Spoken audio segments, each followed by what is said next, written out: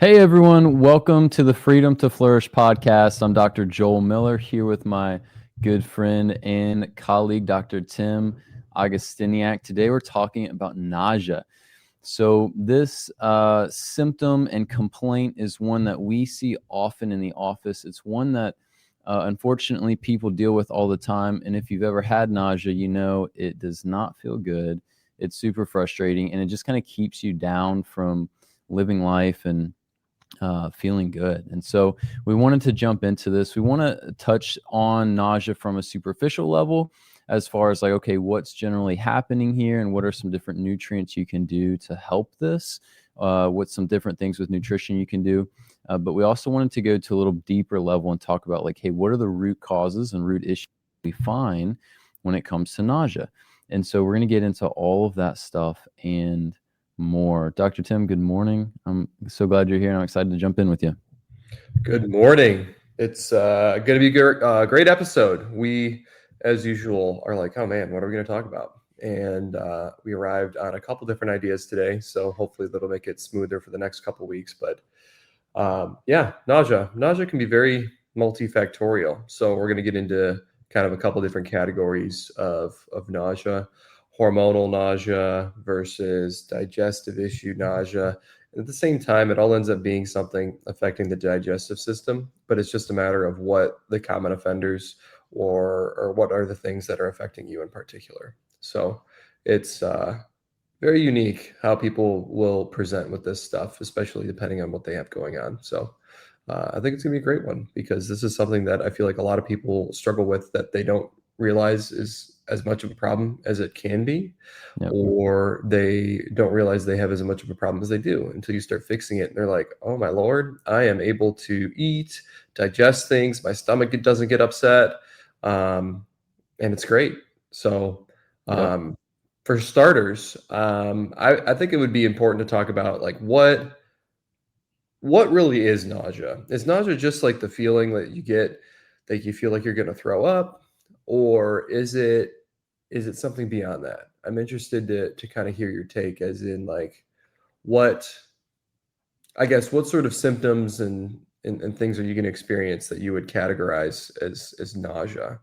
Yeah, I would probably keep it more on the simple side. I would say there's a range, the most extreme feelings of nausea are like, I'm about to throw up. And then the less extreme is just like, I feel kind of queasy. Something feels kind of off. I don't feel necessarily hungry, but I also don't feel satisfied.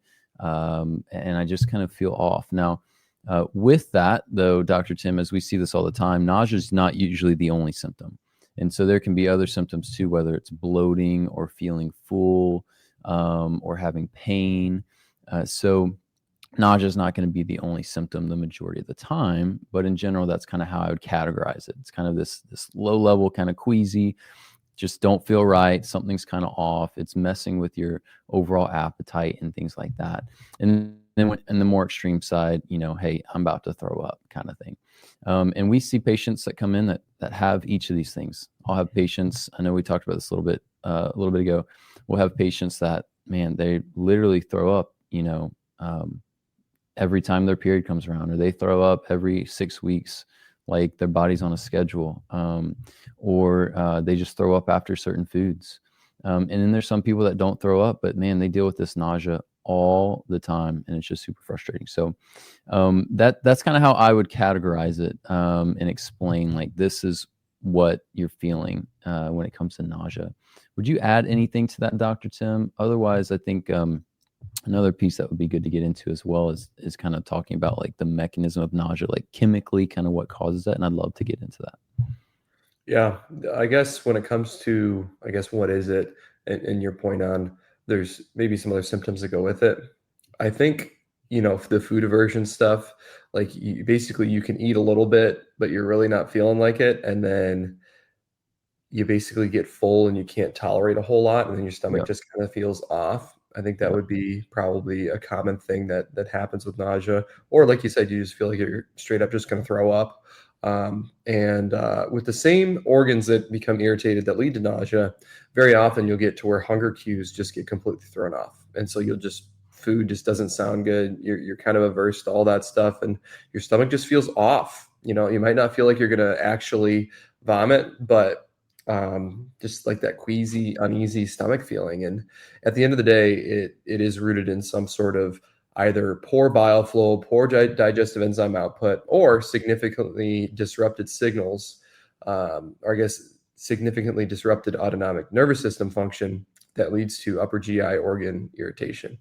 And within our take that we have on things, why is that there? And more often than not, it's some sort of chemical driver through inflammation, through byproducts of immune system function, through different stress or steroid hormones, foods, allergic reactions, things like that. All of those things can be on the list. And so it just takes identifying exactly what's coming up and what each patient has going on. But you had said, I guess, the mechanism that causes it. So if we're really getting into the mechanism, I would argue that it is disrupted vagus nerve tone. There is some sort of autonomic nervous system dysfunction that contributes to irritation to the gallbladder, the pancreas, the stomach, and then from there, your body just neurologic signals get thrown off, and therefore you do not feel good. Do you have, I guess, a different take? I think that's an amazing summary in conclusion, that it's kind of this dysautonomia, which is your vagus nerve has been impacted negatively.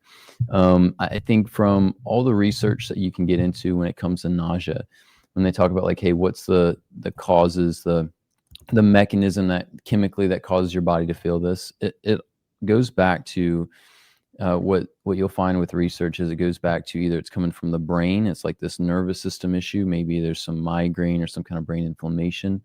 It can come from just a gastrointestinal tract. It can come from hormone issues. It can come from drugs or medications. But to your point, it can all be summarized in what you said, which is vagal nerve disruption and imbalances there. So I think that's really good. So Dr. Tim, let's keep going here. Let's jump into kind of from the functional perspective, right? So in general, with the medical approach and the mainstream healthcare approach, when it comes to this complaint of nausea, a lot of times they're going to they might just prescribe anti-nausea medications. They might prescribe some kind of proton pump inhibitor to impact the stomach acid.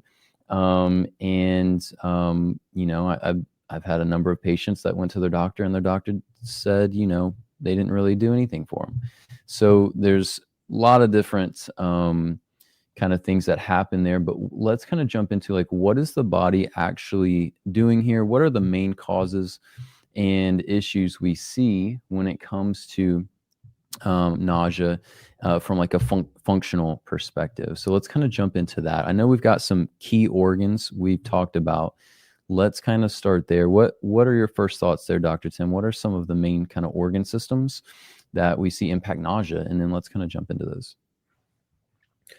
The textbook go-to is it always ends up being gallbladder. Always. And I would argue that whether it's stomach, whether it's gallbladder, whether it's pancreas, that somebody has a true root cause lying within, or I guess those organs are the root cause and something dysfunctional there.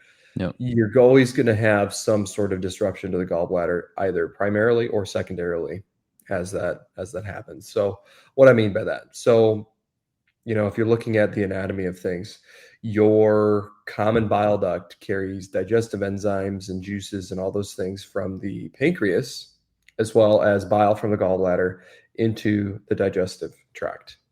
So with that being the case, if you have something going on with your pancreas and you're not secreting those things properly, and it's just kind of chemically irritated, neurologically irritated, you're going to get some sort of secondary irritation to the gallbladder. I mean, those things are kind of go hand in hand. One has to make up for the other one way or another. If one is dysfunctional, the other must overwork or at least try to in order to make up for it. Our bodies are excellent at compensating for things. And so if one organ is not working right, the others have to make up for it. And you can see that within what we do. You can do that. You can see that within acupuncture. There's certain tonified versus sedated meridians that if you're trying to balance those things properly, you basically look either upstream or downstream from the meridian that's over or under firing and get one, I guess, functioning more or less to balance that. And it's all about, where does that root cause lie? So there's those, but then at the same time, you look at it from the standpoint of pancreas, gallbladder, and what stimulates them to do their job. Well, there's the fact of, you taste food. And so your brain can detect sweet, it can detect fat, it can detect protein, it can detect all these things through your taste receptors. And then from there, it'll tell each organ, let's secrete these enzymes, let's secrete these things to help digest it. Well, another thing that's going to help the pancreas and gallbladder do its job is the sensation or the stimulus of stomach acid on the basically where the common bile duct empties into the small intestine. So as soon as that duct starts to sense stomach acid coming from the stomach through digestion, you're going to start secreting bile. You're going to start secreting pancreatic lipase and all the protein digestive enzymes, things like that. And so it's kind of, I guess, all of them work together. I mean, it's never like you have one organ that just does one thing. You have to have them all working together. And so whether one has a problem or another has a problem, doesn't matter. They're all going to have some sort of dysfunction where one is underworking, the others are overworking, so on and so forth.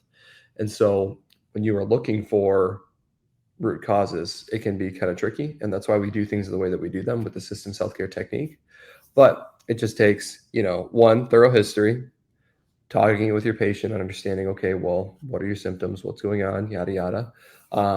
To, along with that, investigating things like foods or prior food poisoning, infections, travel to other countries, third world countries, things like that, where parasites could be common, understanding, are there components of the history that may lead us in the right direction? So if you're investigating from home, trying to think, well, why do I have this problem? And nothing, maybe infection comes to mind. Nothing food comes to mind. You're like, it doesn't matter what I eat. I just don't feel good. I haven't traveled out of the country. I've never had food poisoning. I've never had any sort of IBS type stuff other than nausea. It could be, oh yeah, it started after I had my second kid. Or, I started getting it when I was in high school, when I, started getting my period or something. There's certain circumstances where, thinking of when things either get worse or when they initially started will help you differentiate what that root cause could be. And that could be like, okay, is it some sort of gut infection that's driving inflammation, that's driving acetaldehyde production, that could be irritating gallbladder, pancreas, all those things. But then, say it gets worse when you have a lot of sugar. It very well could be there's an infection that's feeding off of that. It could also be that insulin is provoking your gallbladder, and so there are steps you can take to, one, I guess, through taking your own history and trying to identify where those things are coming from.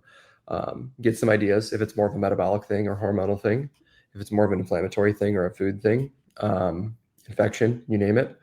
But then from there, your steps that you can take forward from home to try to improve this are then differentiated. So if you arrive that, when I don't eat for a long time, it gets worse. Okay, well, that's probably a cortisol issue affecting the pancreas. It could be affecting the gallbladder, you name it. Both of those organs can be greatly impacted by that. If that's the case, well, listen to our episode on the dysglycemia diet, the 3 meals a day, 5 hours apart, negate those hormones and their use in regulating blood sugar, and you'll probably feel better. If you have too many carbs, it could be insulin, same thing. Eat that way, 3 meals a day, 5 hours apart, not too many carbs, all that stuff. But then, if there's a food, try to avoid it, see how that does. But there are, I guess, exceptions where you need to actually introduce certain supplements or certain nutrients in order to detoxify certain pathways, in order to knock down some histamine levels, in order to kill off microbes in the gut and treat the acetaldehyde toxicity that could come with it. There's a couple things that you could end up doing, but we just gotta get into how exactly to go about that. And it really can be difficult if you're not working with somebody who knows how to do the muscle testing and figure out exactly what's going on. So, but anyway, that's kind of my take. Textbook, gallbladder, but then from there, it really can be all of the above. This is basically the conversation I have with patients on phone consultations before they come on in. This is really usually what it is. This is what I suspect it probably is, but we just got to see, Yeah. So what are your thoughts? Yeah, it's definitely different for every person, and that's that's the beauty to like personalized healthcare. But I think for our episode here, just number one, kind of talking through and explaining kind of what's happening here can be very eye opening in and of itself, because I know for one that majority of doctors are not even really explaining these things or talking about what causes these things, but I think too, yes. Everybody is personalized, but my hope is by talking about the different categories of things here. Like, for example, you mentioned, if the nausea tends to act up more around your cycle or your different parts of your period, that might be a sign that, okay, there's some kind of estrogen hormone involvement.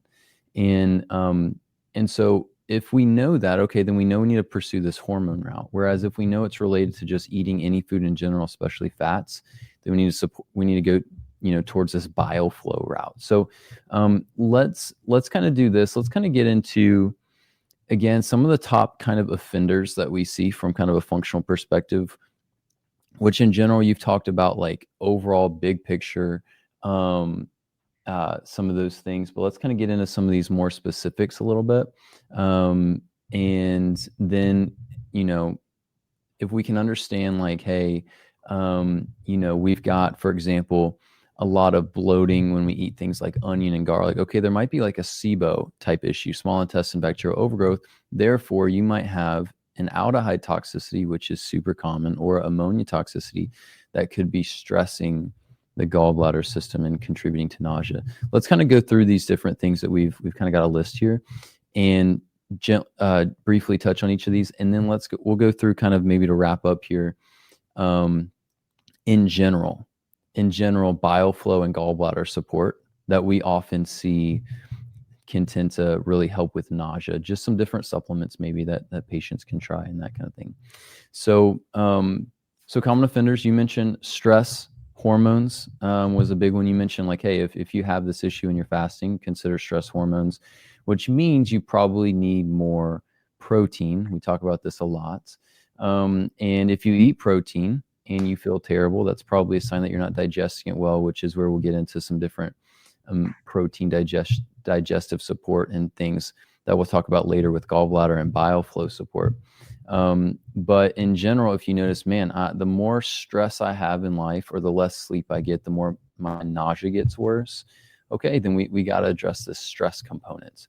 I would say, like, a couple top pieces with that is, yeah, obviously make sure you're getting enough protein. I would even add, consider trying grass-fed butter, because that tends to help the body a lot with stress and cortisol, where this kind of can be a different interesting scenario is that the gallbladder, is responsible for digesting fats. And so what's interesting is that butter can sometimes help the gallbladder system. And then also, if the gallbladder system is really ran down, sometimes it stresses the gallbladder system. So butter could either really help you, or it can maybe not make you feel the greatest in these situations. But it can help with stress. The other thing in general with stress, make sure you're getting a good sleep, managing stress, going on walks, getting outside, trying to get a little bit of movement in. Some of those basic things can tend to help with stress hormones. Dr. Tim, anything to add to that? And if not, we'll kind of just keep going down our list here. I think it would be a good thing to explain to our listeners what you mean by the gallbladder system. Yeah. So gallbladder is an organ. Yeah. A lot of people, because I'll refer to it in a similar way, and I get a lot of questions about it. But why are you calling it a system and not just by it being an organ? That's good. Well, you explained earlier the function of how stomach acid comes down, stimulates the bile flow, stimulates the pancreas. And so when we talk about the gallbladder, it really is a system because of how the stomach and the stomach acid stimulates things, but then also realizing that the gallbladder holds the bile and releases it, but it's not made in the gallbladder. And so the one key organ there with the gallbladder is the liver. So if your liver is under a lot of stress, and there's a lot going on there, then the gallbladder and the gallbladder system and the bile flow and the digestion may really suffer. So what's really interesting as we talk about this is the fact that in all these things, whenever we're talking about the gallbladder, you cannot have a gallbladder and these things still apply to you, the majority of them, because the bile is made in the liver. A lot of this is still stimulated by the stomach acid. You still have involvement with the rest of the digestive system. And so that's why I say gallbladder system, because it includes the liver, it includes the stomach, it includes more than just this one organ. Gotcha. Yeah, I think that makes good sense, because I think it's important to mention, the liver produces bile, and if your liver is irritated with stress hormones, acetaldehyde, you name it, all kinds of stuff, the gallbladder is kind of the downstream symptom. Whether or not with the systems healthcare technique we see something test off the liver, the gallbladder, you name it. At the end of the day, if it's a detoxification issue, it's accomplished in the liver. It's not accomplished in the gallbladder. The gallbladder just carries things through to the digestive tract to get rid of it. So it's basically just kind of like a waste removal thing, but then also helps you digest things. So it's just kind of this sludge of garbage, but then also good stuff to help you digest things. So, but yeah, that's really good. I think that's a good point that you clarified there. So, but what's next on the list? So next, I would say we jump into acetaldehyde and ammonia and just briefly touch on those. Gotcha. Okay, so where are those things coming from? So whenever you have any sort of infection, whether it's viral, whether it's bacterial, fungal, parasitic, you're going to produce byproducts of the immune system trying to kill off those byproducts. So that didn't make sense. You're gonna produce byproducts as the immune system tries to kill off microbes that are not supposed to be there. So with acetaldehyde, for example, so anytime you have bacteria, fungus, or parasites present, you're going to produce that in order to help kill off those microbes. It's also a byproduct of fermentation and alcohol digestion and production. So whenever alcohol is produced or consumed, so if you're drinking alcohol, alcohol dehydrogenase converts alcohol to acetaldehyde, and then acetaldehyde dehydrogenase must then convert that into acetic acid. Well, acetaldehyde is somewhere around 20 times more toxic than alcohol. And so more often than not, yes, dehydration is a big contributor of hangovers, but acetaldehyde toxicity is very, very, very, very, very high on that list for what will cause it. Because more often than not, when I have patients that come in and they have weird nervous system issues or weird digestive issues, you name it, as a result of some sort of, like, I've had people, they're like, hey, I had 2 glasses of wine the one night and I've never been the same. Like, I get dizzy, I get vertigo, I throw up a lot, like all these things. And like, I thought I was hungover, but then it never went away. And so it can't be a hangover. Well, funny enough, biochemically, still a hangover. But the question is, why are you so sensitive to those things? 1, and 2, what's causing it? And the sensitivity comes from lack of resources to support acetaldehyde dehydrogenase. And then the stimulus for those things being overproduced is typically some sort of microbiome imbalance. So that's where that comes from. So the solution is balance the microbiome with herbs, kill off whatever infection is there with antimicrobial herbs. And then from there, support acetaldehyde dehydrogenase via molybdenum, niacinamide, iron, vitamin B2, vitamin E. There's a couple other things on that list and antioxidants that can be helpful for that. But usually, quite honestly, what I see most often, and we've definitely mentioned this on the podcast many times, molybdenum, niacinamide. Those are the 2 most common that I will see test and help people out. So that's acetaldehyde. Ammonia can be produced as within that whole realm as well. So anytime you have breakdown of cells, you're going to have protein breakdown. And if you exceed your body's ability to break protein down fast enough, you're going to get a toxicity of ammonia. So basically, ammonia is the byproduct of protein breakdown. So if you are breaking down too much, typically from inflammation, killing off infections, you name it, that's going to happen. It can also happen with viral infections. So actually recently, well, not necessarily just recently, but there was a spurt in the beginning of the year. And I believe we talked about this on a previous episode, but I was seeing a lot of need for a product called Arginex, which helps break down arginine. It contains arginase enzyme. It's from Standard Process. And I was seeing tons of patients were coming in either with this unknown viral flu type bug thing that they'd get tested for COVID, flu, you name it, wouldn't be any of those. and then they would have really a hard time getting over it afterwards, and they would test as having ammonia or arginine detoxification issues, and Arginex would help. Well, it was people that either got really sick, or it was people that were just exposed to people that got sick, and for some reason it's like their body was fighting it off without having a big problem or any symptoms. But anytime you have any sort of flu, COVID, viruses cannot function or live outside of a host cell. So they must find a host cell's DNA and use that to replicate itself. So whenever you kill off a virus, you are inherently killing off cells that contain it.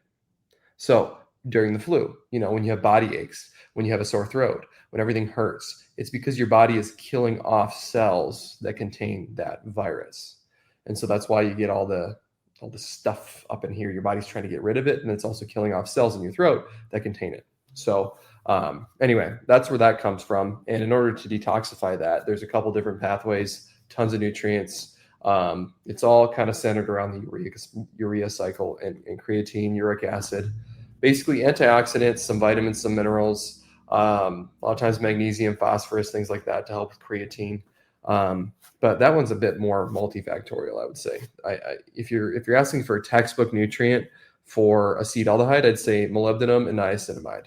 Lately, if you're asking for a textbook nutrient for ammonia, I would say Arginex from Standard Process to support the arginase enzyme to clear out arginine, which is a step in that whole urea cycle pathway.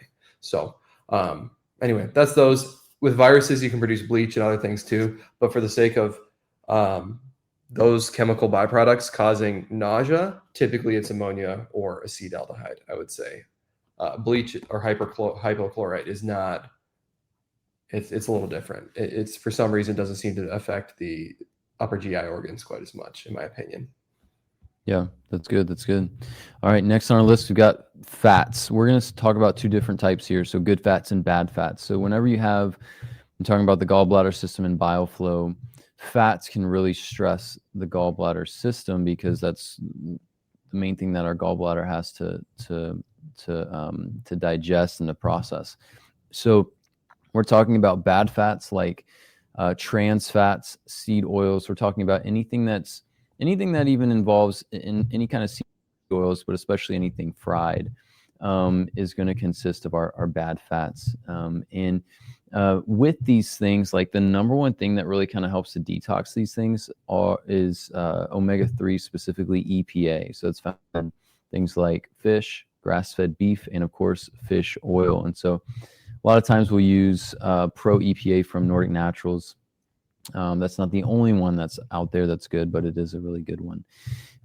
So that's the bad fats. And then also technically, if you get too many of the good fats, too many nuts and seeds, too many avocados, too much butter, and too much oil, like olive oil, things like that, that can also be just overwhelming to our digestive system, to our gallbladder system. So if you eat a good healthy meal, let's say you have a good grass-fed steak, let's say maybe you eat some avocado, some eggs, some butter, and you don't quite feel great after that, or maybe it makes the nausea worse, that would be a sign of, hey, we simply need to increase the bile flow support and gallbladder system support, which we're going to get into in just a little bit. Dr. Tim, anything to add to the bad fats or good fats there and how that can be kind of a common offender? The only thing that I would add is being aware of sources of those. So cooking with olive oil, if it smokes or burns, it's going to turn to trans fat, which is not good for you. So if you're going to cook, solid at room temperature fats are honestly the best. This is contradictory to what everybody grew up hearing, lard, beef tallow, butter. I mean, butter will burn and it won't taste as good, but it's not going to be bad for you. I would even encourage against avocado oil. A lot of people say it's okay, but there was some more recent research into that stuff that I was reading that, might not be as good. And the safest bets are coconut oil, beef tallow, lard, all of those things, solid at room temperature, because they have just this exceptionally high smoke point, exceptionally high point at which they turn into trans fats. So, yeah. And then if you cook with cast iron, so I have had some patients where cast iron is a problem. If you at any point cook with olive oil in your cast iron, you're shooting yourself in the foot because it is always going to stay in that pan. You're always going to get some trans fat. So you need to completely reseason those things and get them seasoned with something that's solid at room temperature. Coconut oil, beef tallow. Beef tallow is honestly the best thing to do, in my opinion. Yeah. And only cook with that in there. Yeah, that's good. That's good. I don't know if you mentioned coconut oil. That one's good too. Mhm. Yep. Yep. All right. Next on our list with common stressors to our bile flow and gallbladder system infections. So we got bacterial infections, fungal infections in the small intestine. That's called SIBO and SIFO, small intestine bacterial overgrowth, small intestine fungal overgrowth. The number one symptom I would say people are usually going to have along with nausea with these, the number one thing is probably going to be bloating and just overall not feeling well after eating.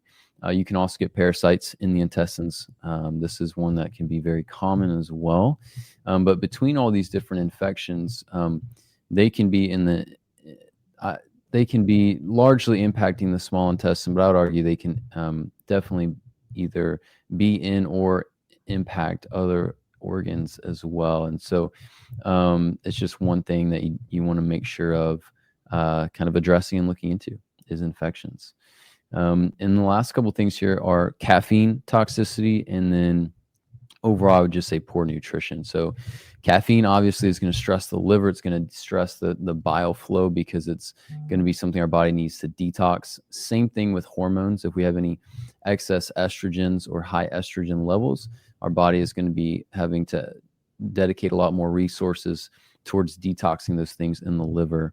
And that's going to impact our gallbladder system as well and contribute potentially to nausea.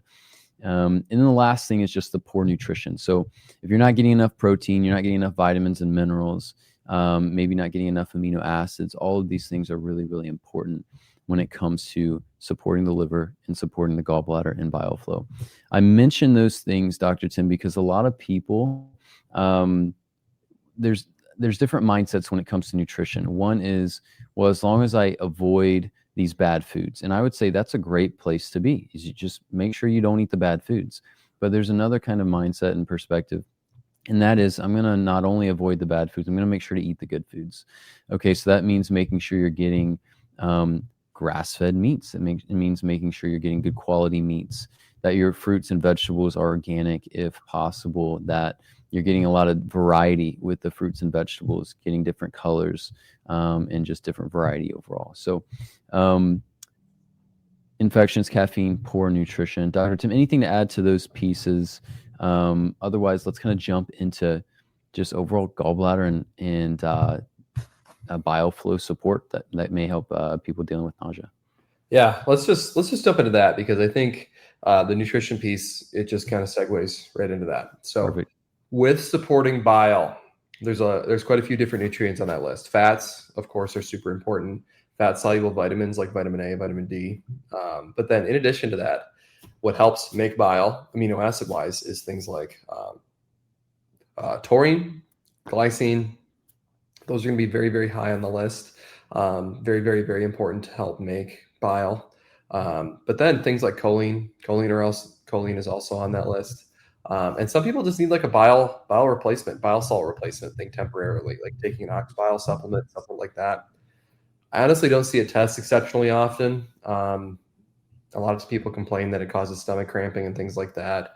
It's, yeah, kind of hit or miss on that one. But if you're just trying to replace the nutrients to make bile, once you eliminate the offender to the gallbladder and to keeping you from making bile, it's those things, fat like vitamin A, taurine, glycine, choline, but then also methylation nutrients. So vitamin B6, vitamin B9, vitamin B12, all in their active or methylated forms. And then from there, in addition to that, trimethylglycine is very, very high on that list. A couple other things, betaine, and even in addition to that, just flushing it out using things like stomach acid replacement and some other things like that. Yeah, that's awesome.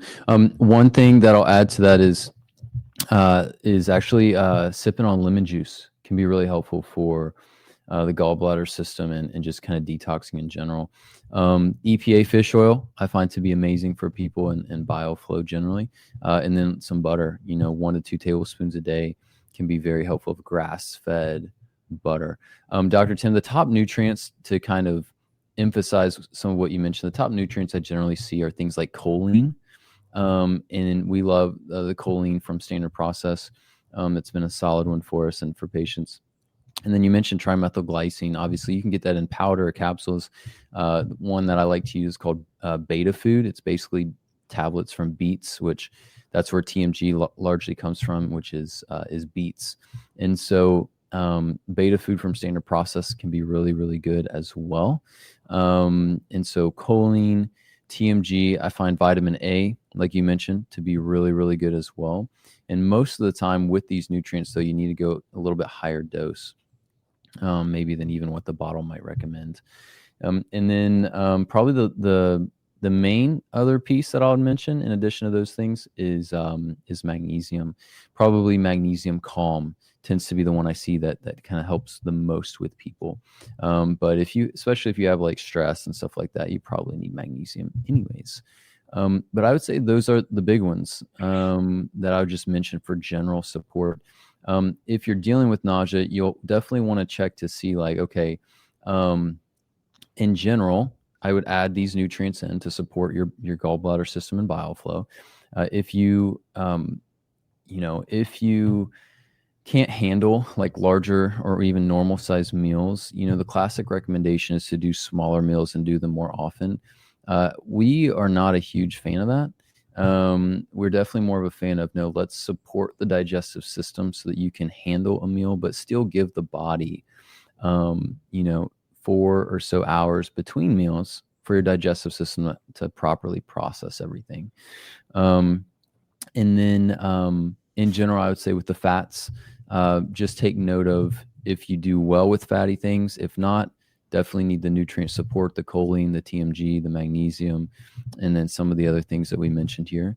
But if you do well with fats, then, make sure to kind of keep those in there, keep the butter in there, because it's going to actually help with digestion. It's going to help with inflammation. It's going to help with all of those different factors. So, Dr. Tim, I think that's kind of the last piece. I mean, it's just another thing we can't emphasize enough, which is if you have an issue with these other areas, let's say you notice it's related to the hormones, you got to look into proper hormone balancing things, right? So detoxing estrogens, we've got to look into supporting progesterone, stuff like that.